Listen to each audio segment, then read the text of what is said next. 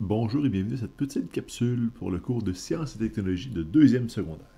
Aujourd'hui, on fait un petit retour sur ce qu'on a commencé au dernier cours et ensuite on va parler de cycle menstruel et de période de fertilité. Alors, on a parlé des gamètes sexuels. Donc, la cellule sexuelle féminine, on a vu que c'était l'ovule et que l'ovule, il y avait trois parties importantes qu'il fallait savoir. Il y a le noyau, qui contient l'ADN qu'on retrouve au centre de la cellule. Il y a le cytoplasme, qui est l'espèce de gelée qui contrôle l'intérieur de la cellule. Et enfin, il y a la membrane cellulaire, qui est l'espèce de barrière qui entoure la cellule. On a parlé aussi que la membrane cellulaire, lorsque l'ovule est fécondé, va se durcir pour empêcher d'autres spermatozoïdes d'entrer dans l'ovule. Parlant de spermatozoïdes, eh bien, la cellule sexuelle masculine, c'est le spermatozoïde. Et il y a trois parties au spermatozoïde. La partie numéro 1 ici sur l'image qui est la tête. Il y a la partie numéro 2 qui est la pièce intermédiaire et la partie numéro 3 qui est le flagelle. Le flagelle qui est une espèce de queue qui va aider le spermatozoïde à se déplacer afin d'atteindre l'ovule. Donc ici, la première chose qu'il faut savoir, c'est que dans la tête du spermatozoïde, il y a le noyau. Donc le noyau, comme dans l'ovule, qui contient le matériel génétique, qui contient l'ADN. Et dans la partie numéro 2, qui est la pièce intermédiaire, il y a les mitochondries. On se rappelle de notre cours de secondaire 1, la mitochondrie est l'usine qui produit l'énergie pour les cellules. Donc, c'est ce qui va permettre de propulser le flagelle lors de son mouvement après l'éjaculation. Maintenant, des petites choses qu'il faut savoir pour les ovules et les spermatozoïdes. Leurs caractéristiques principales.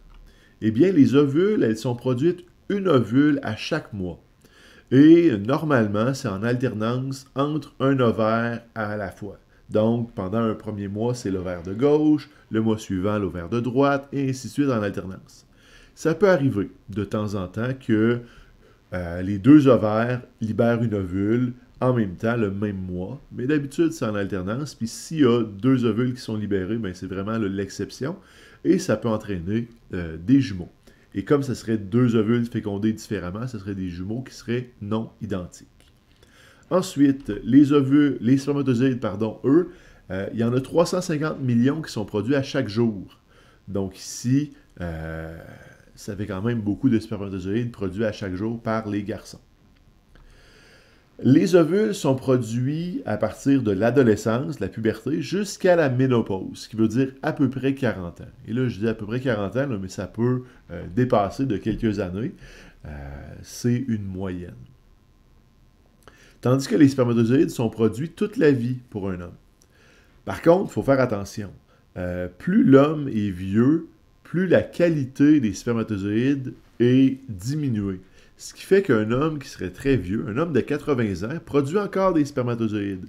Mais s'il avait une relation sexuelle avec une femme beaucoup plus jeune, en bas de 40 ans, qui n'aurait pas encore eu la ménopause, eh bien, il pourrait avoir fécondation, il pourrait avoir un enfant, mais les risques de maladies génétiques seraient vraiment augmentés parce que le père est trop vieux.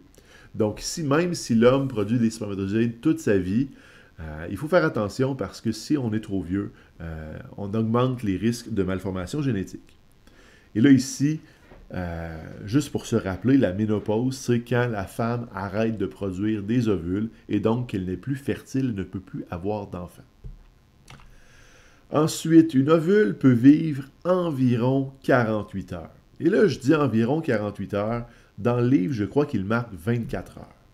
Donc ici, en moyenne, c'est 24 heures, mais ça peut aller jusqu'à 48 heures.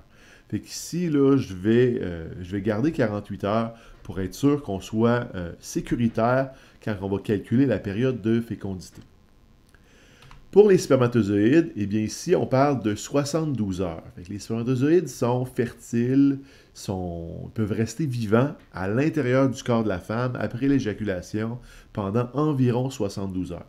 Ce qui veut dire qu'une femme qui aurait eu une relation sexuelle 3 jours avant son ovulation pourrait tomber enceinte hypothétiquement. Maintenant, on vient d'introduire un petit peu la période de fertilité, c'est en lien avec l'ovulation. La femme, pendant son mois, n'est pas fertile à tous les jours. Donc, tu peux avoir des relations sexuelles non protégées, et ça ne va pas nécessairement aboutir à une grossesse. Il faut vraiment que la relation sexuelle ait lieu pendant la période de fertilité. Donc ici, il y a 3 facteurs qui sont nécessaires pour déterminer la période de fertilité d'une femme. Donc, premièrement, l'ovulation se produit 14 jours avant le début du prochain cycle. Et là, le cycle menstruel commence au premier jour des menstruations. Fait que ici, c'est important. Le cycle menstruel peut être régulier, donc avoir toujours le même nombre de jours, ou il peut être irrégulier, peut avoir des jours qui varient, un nombre de jours qui varie. Ici, c'est pas même grave si le nombre de jours varie. Par contre, c'est difficile de calculer la période de fertilité quand le cycle est irrégulier. Fait que dans les exercices, dans les examens, vous allez toujours avoir une femme dont le cycle menstruel est régulier avec un nombre de jours bien précis. Alors, l'ovulation se produit 14 jours avant les prochaines menstruations. Ensuite, la femme est fertile 48 heures après l'ovulation. C'est le temps que l'ovule est vivante, viable à l'intérieur du corps. Après 48 heures, l'ovule va flétrir et ne pourra plus être fécondé, va mourir dans le fond. Et on va dire que la femme est aussi fertile 72 heures avant l'ovulation, parce que les spermatozoïdes peuvent vivre jusqu'à 72 heures dans le corps de la femme après une éjaculation. Donc ici, on peut avoir une relation sexuelle 3 jours avant l'ovulation, et lors de l'ovulation, il reste encore des spermatozoïdes qui sont vivants, et il pourrait y avoir fécondation. Donc ici, c'est vraiment les 3 facteurs qui sont extrêmement importants pour expliquer la période de fertilité, et on va les appliquer dans un exemple. Donc ici, on a un cycle menstruel qui est régulier sur 28 jours. On commence par la première journée des menstruations, qui est le jour 1, et on revient de 14 jours. Fait que ici, je dois calculer à partir du jour 1 en reculant 14 jours. Donc, je calcule le 28, qui est le jour 1, 2, et je m'en vais jusqu'à temps que je revienne de 14 jours, et j'arrive le jour 14. Donc, ce jour-là, c'est vraiment là, la journée de l'ovulation, qui est 14 jours avant les prochaines menstruations. Ensuite, qu'est-ce que je dois calculer? Bien, ici, je dois calculer 2 jours après l'ovulation, parce que l'ovule peut être vivante 48 heures après l'ovulation. Et je dois calculer 3 jours avant l'ovulation, parce que les spermatozoïdes peuvent vivre 72 heures. Et donc, sur mon schéma, la partie qui est en vert pâle, c'est la partie de la période de fertilité, où il peut y avoir grossesse s'il y a une relation sexuelle non protégée, et c'est parce que l'ovulation a lieu 14 jours avant les prochaines menstruations, parce que l'ovule peut vivre 14 jours après l'ovulation, et que les spermatozoïdes peuvent vivre 3 jours après une relation sexuelle avec éjaculation, et donc 3 jours avant, il peut y avoir toujours des spermatozoïdes vivants dans le corps de la femme lors de l'ovulation. Donc ça, c'est vraiment les 3 règles qui s'appliquent pour déterminer la période de fertilité. Maintenant, voici un exemple. Vous avez cet exemple dans votre document de travail. Et ici, on peut faire pause sur la vidéo pour que vous ayez le temps de faire cet exercice. Et quand tout le monde aura terminé, on pourra repartir la vidéo et je vais faire le corriger.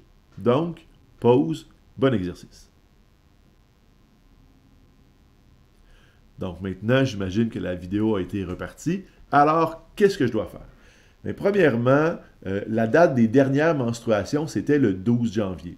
Fait que ici, il faut que je comprenne que le 12 janvier, c'est une date importante, parce que je vais devoir trouver les prochaines menstruations. Donc ici, à partir du 12 janvier, j'ai un cycle régulier de 29 jours. Fait que 29 jours plus tard, ça va être le début de mon prochain cycle et donc de mes prochaines menstruations. Fait qu'à partir du 12 janvier, je vais compter 29 jours et j'arrive au 10 février. Donc, le 10 février, première journée de mes prochaines menstruations. Donc, c'est dans l'avenir, c'est dans le futur. À partir de là, je vais revenir 14 jours avant mes prochaines menstruations pour trouver la date de l'ovulation. Fait qu'à partir du 10 février, je recule de 14 jours et je tombe le 27 janvier, le samedi 27 janvier, qui est la journée de mon ovulation. Fait que la femme va ovuler le 27 janvier. Maintenant, à partir du 27, eh bien, je vais mettre 2 jours après où est-ce que l'ovule est toujours viable, donc le 28 et le 29. Et je vais aussi calculer 3 jours avant le 27 parce que les spermatozoïdes peuvent vivre 72 heures dans le corps de la femme. Et donc, à partir du schéma, ma période de fertilité s'étend du 24 janvier jusqu'au 29 janvier. Et ça, c'est ma période de fertilité. Donc maintenant, on vient de terminer la matière pour la période. Je vous encourage à aller faire les exercices, d'être attentif. Et si jamais il reste du temps, vous allez peut-être avoir une petite vidéo spéciale. Salut la gang, à la semaine prochaine.